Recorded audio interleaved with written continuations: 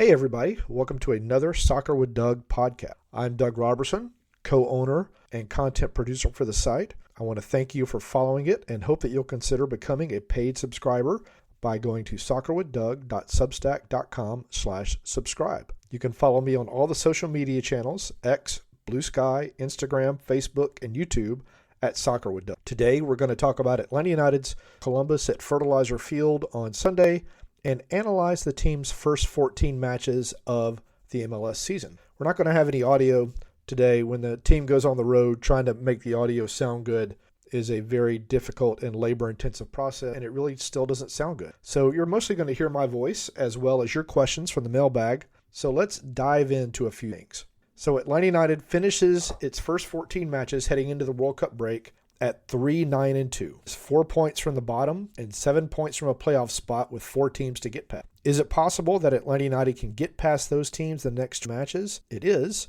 Is it probable? No. Why is that? Well, we're going to get into that because it's why the team lost to Columbus and why it is floundering again. Second, I want to talk to you about advertising.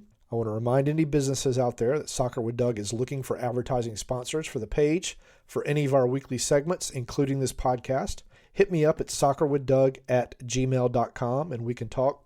It's a pretty good value. I've got a dedicated following. Our click-through rate is fantastic. We're averaging more than 60,000 page views a month. So if you're trying to reach soccer fans, Soccer with Doug is a very good place to do it. On to the Columbus match. Atlanta United went to Ohio coming off the Tuesday's horrific showing to Orlando in the U.S. Open Cup. It was one of the worst games that I've seen the team play in a long, long time. It needed some momentum. It needed to get off to a good start, to go into the World Cup break with some confidence and some hope that the remaining 20 games are going to be good. And instead, it gave up 2 just awful goals. I want to say they were unique, but we've seen these types of goals over and over and over again to the point that Roberson, who's very loquacious in his answers, was asked, I think by Sydney, a question. His only answer was, I wish the team would stop making mistakes. So the first goal actually started on an Atlanta United free kick in Columbus's end of the field. Sabolochenitze hit really just an awful free kick. I don't think it even beat the first man. It bounced up the field and off Columbus went. Tristan Muyumba had a chance to make a tackle, didn't do it. Saba had a chance to make a tackle, didn't do it. Cooper Sanchez was left in a 4-on-1 situation. I still think that there were 2 Columbus players in separate instances who were offside, but VAR said they weren't, and Columbus got the 1-0 lead. It was a deserved 1-0 lead. They were dominating the game to that point. Then later in the half, Columbus had the ball on its side of the field, played a pass to the sideline. Juan Baracol, for some reason, stepped up the field, created a whole lot of space behind him. Through ball was played, and off went Columbus again to get its 2-0 lead. We have seen opponents do that play, the pass to the sideline, pass back into space, including by the Galaxy, including by Chicago, many times this year. And Atlanta United's defenders still cannot stop themselves from doing something that they should not do. There's just no awareness of, if I do this, I'm leaving all sorts of room behind me. Although you can argue that even with that space behind him, Juan Baracol is not going to catch the player running into that space because he is not the quickest cat. And so the first half came and went. Second half came on. Atlanta United played better, but I think a lot of that was game state. Columbus knew it was going to be able to score again if it really wanted. And so that was it. Coffee sip. It was the 6th time Atlanta United was shut out in 14 matches, which is crazy because Atlanta United was shut out a total of 8 times in Gerardo Martino's first 2 seasons. And that record, it's not a record, but that benchmark is going to easily fall by the end of the year. I can understand your disappointment. I can understand your frustration. I've been covering this team since day one, and we are now in the 7th year of just average to awful soccer, fairly consistently. So that brings us to the first 14 matches. I wrote a story about this. I hope that you've seen it on social media. Again, you can find me on all the social media channels at Soccer with Doug.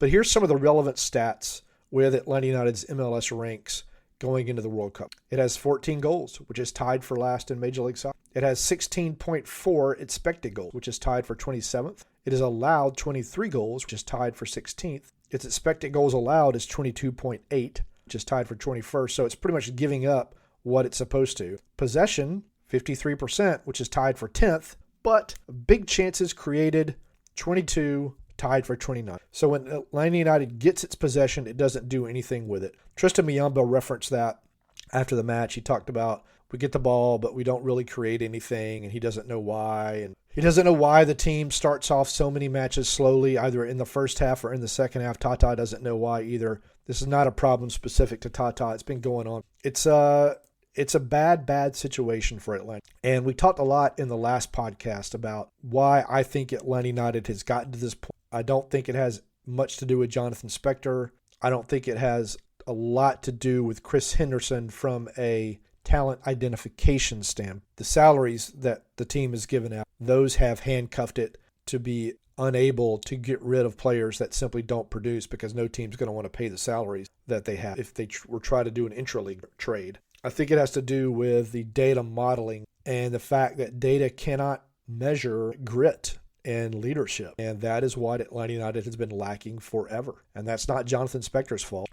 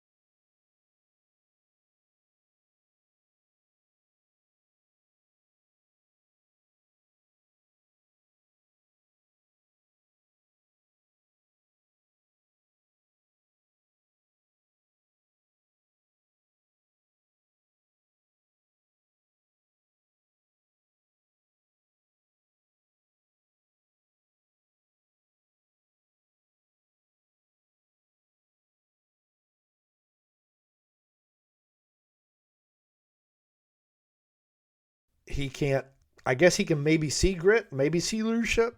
I'm sure they're asking about it in the interviews and they're getting the right answers, but it does not happen. It's a weird thing. So let's get into the mailbag, because that's going to cover a good bit of what is to come next. I agree with Zaha. So in yesterday's MLS Roundup, the quote of the week was from Wilfred Zaha posting on Instagram saying his goodbyes to Charlotte.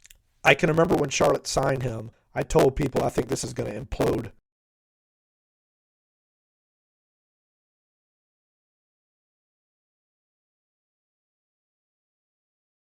Zaha has always been a player whom I've watched when he was in the Premier League and just wondered, why is he such a jerk? He's a good player, but he carries himself like he is a Ballon d'Or winner, a World Cup winner, and in fact has only won 3 trophies in his life. And so I thought that's really not going to play very well in Major League Soccer. He did decently. Charlotte didn't really win anything, and a lot of times he came across as a little bit of a jerk. It's just there are certain players that you watch and you think to yourself, that guy thinks he's a lot better than his production indicates. And Zaha was one. There's been others that they're not jerks, but I watch them and I think, well, people think this guy is good, and I just don't see it. Like Conor Gallagher is an example.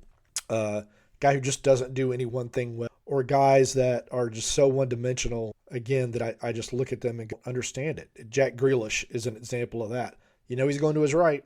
Just stop it. Just shade him to his left. Anyway, that's just on an aside from. So Adam continues that the falling dominoes that was Atlanta United's defending on its first goal was almost. What the Hades was Tristan thinking? You know, I wondered if he was going to mention it, because he was the player who came and spoke to us via Zoom after the game, and he didn't. He again described Atlanta United's defending as childish, which was a description he's used to me before. I think it was after the Galaxy game, when Atlanta United lost 2-1 after going up 2-1, or they lost 2-1 after going up 1-0. But he didn't really. He kind of referenced more the second goal that he thought was the killer than the first. And I was thinking, well, you're kind of at fault for the first goal. But we didn't get any more questions.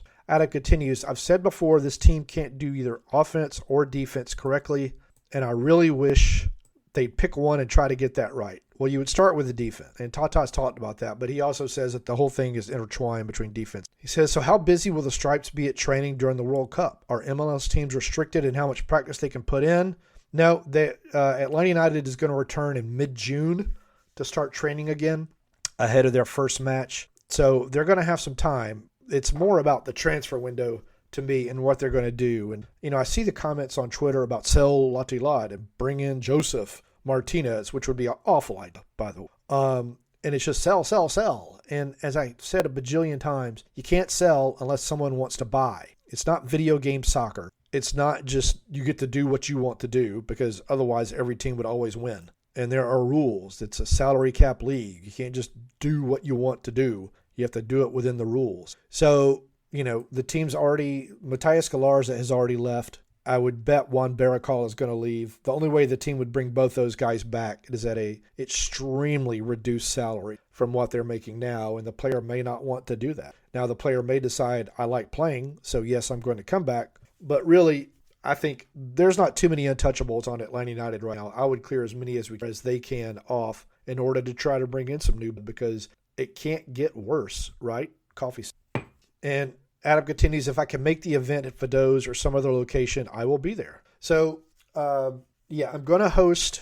Fado's has asked me to host 3 events before the U.S. matches in the World Cup at the Fado's in Midtown. I'm trying to line up some good guests. It's going to be more of a kind of a meet and talk with me and that person. And I hope if you're there, you'll come up and say hello. You can ask questions. I'm going to have some Soccer with Doug merch, stickers, and maybe some coffee mugs that has coffee sips on the back and the Soccer with Doug logo on the front. I'm trying to design those right now to hand out to people who are either founding members or who may become founding members. Again, you can go to soccerwithddoug.substack.com/subscribe to become a founding member. I've already written more than 300 stories about Atlanta United or about soccer in Atlanta, so it's a pretty good value, all things considered. Michael says, and this is a really good question, going into the Orlando doubleheader, that was the league game in the U.S. Open, it looked like Atlanta United was heading in the right direction and showing a bit of promise. Even the LA Galaxy loss was good until the last 20 minutes. But in the 3 games since, the team seems to have completely collapsed and may be worse off than when the season started. Do I think the late April to early May stretch was an aberration, or is there reason to believe Tata can really turn this team around? If you were the marketing director for Atlanta United, is there a credible case you can make this team has a future that can get fans excited? So it does kind of look like it was an aberration, that 3-match winning streak. Although I will say that it seems like they've gotten away from what enabled that team to play better, which was Alexei Moranchuk back centrally, dictating the pace either as a false striker or as an attacking midfielder. They put him back out. Tata put him back out on the right wing again, and things started to slow down a little. It got better when he was out there in the second half against the Galaxy. But for the most part, the team has just not played well. So, yes, I think those matches were more an aberration, and we're going to get into that with another question from Rob in just a few minutes. It's a team, it's so odd to me, and I've said this many times. As soon as the games start, they look like a collection of players that haven't really played together. Like they just don't know each other. I don't get it, because the core of this team has been together for a while. They didn't add too many new players in the offseason. Especially didn't add too many new players other than Jakob and Baez, who start fairly consistently. The rest of these guys have been a group together for a while. But you put them on the field at the same time, and there's just no chemistry. There's no confidence. It's hard to watch, frankly. And I do it because I love the sport, and I do it because I love my job, and I love what I do, and I love trying to provide y'all content. But it's difficult, to be honest. As for being the marketing manager of the team, I actually have an MBA, which Sam is going to laugh at if he's on this podcast. I have a concentration in marketing with I love marketing, not the math side of marketing, the creative side of marketing. And I don't really know what I would market this team other than it's your team. It's your soccer team. The glory days are going to come back soon. I was working toward that. Please just maintain your belief. Atlanta has a history of bouncing back. This could be another opportunity, or it's going to be another time for the team to do so. That kind of stuff. Brian says, Please discuss my thoughts, insights regarding which, if any, of the current DPs will be transferred during the upcoming window and the difficulties of moving those players, and who should be the team's primary targets for a trade. Well, I've discussed this a bunch of times, but I'll do so again, Brian. Moranchuk is the most sellable player because he's producing and the others aren't. His age is good enough that a team in Europe may want him. You're going to take a bath more than likely. I think you could probably sell Moranchuk to a mid-level European team for maybe $10 million. Lottie Lot could be of interest to a promoted team like in England, for example. Maybe Italy, for example. Although Italy's teams don't have as much money as England's. That's why I threw out England first. Maybe for $5 million. And championship teams have money they could spend. Or a team that has gotten relegated from the Premier League to the Championship who may want another striker, sell him for $5 to $8 million. You're going to take a loss, but again, a team has to want him. And based upon the past year and a half, I don't know what team is going to want him. It's season, and they talk about I forgot the manager's name, but Phil ball or whatever it is, which is long balls to a big striker and knock it down and get the wingers involved, kind of like Stoke City used to be when it was in the Premier League.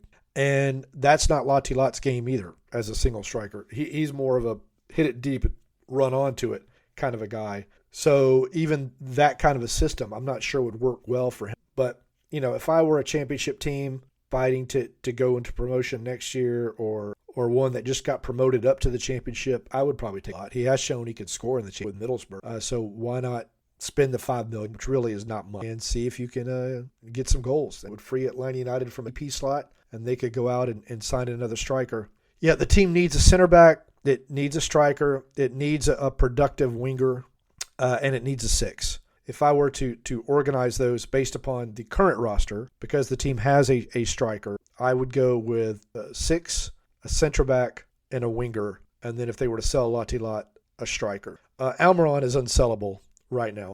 He's too old. He makes way too much money. He doesn't produce. The only way Almiron's coming off the books, I think, is if he decides or if for some reason he decides he wants to go to Paraguay and end his career kind of where it started to really accelerate. But he's talked about how much he loves living there, so I don't think. Brian continues, aside from Alexi, who has been one of the very few bright spots this season, I believe Lottie Lot may be the easiest to move, but the team will take a significant hit on any deal. Yep, we just went into that, Brian, so that was have any recent interviews with team management provided hints on what they may be thinking on other issues? Now, Tata said he and Chris have been talking. He was asked about Joseph last Saturday night, which I just don't understand the fascination with back Joseph. It's clickbait material, in my opinion.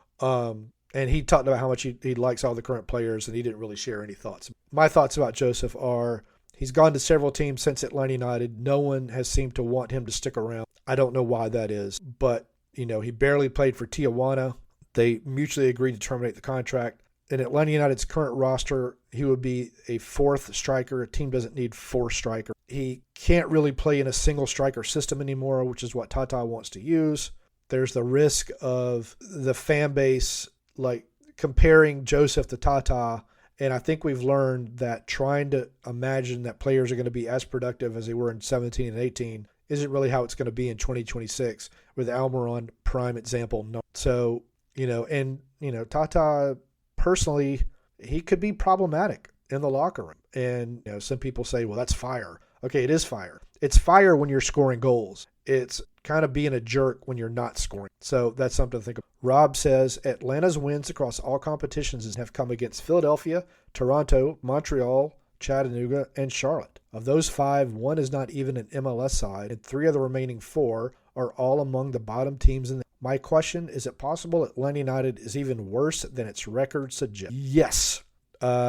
Unless there is some sort of introspective turnaround by Atlanta United's players, or Atlanta United gets the Pity Martinez lottery and like some teams come in and buy Lottie Lot and Almiron and even Moranchuk, and they can go out and get 3 DPs again, then this team is likely going to be more of a wooden spoon than a playoff. And let's say they get rid of one of the DPs.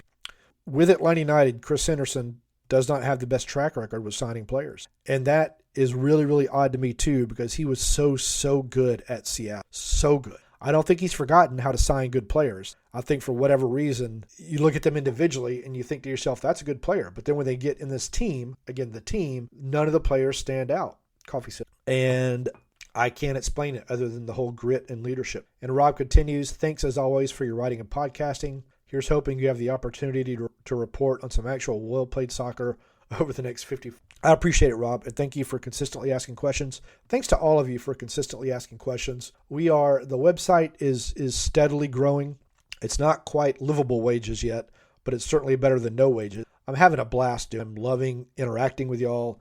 Every time that I'm at a home match or I'm out and about and someone recognizes me and says something positive, that means the world to me. So thank you very much for taking your time to that. You don't have to, but you do. It's very kind of you, and I very much appreciate it. As I was telling people in our quarterly Zoom, last week, the best thing you can do to help me, please, is promote me on social media. Promote Soccer with Doug on your social media channel. You can hashtag Soccer with Doug or you hashtag ATLUTD and just tell people, hey, if you want soccer content in Atlanta, consider subscribing to Soccer with. I'm on all the social media channels. I think I provide very good value for the few dollars you have to spend each month to get that content. I'm going to make this podcast free again as we head into the World Cup break. I hope to see you at Fido's. Please promote my website. I very much appreciate it. I'm going to have some good things coming up. I'm lining up a one-on-one with Tata probably next week, so look for that. I'm going to have some World Cup capsule looks at each group coming up, trying to provide some unique value for you, unique content for people in Atlanta who are soccer fans. As always, hug your loved ones, communicate with your loved ones. Let's take care of each other.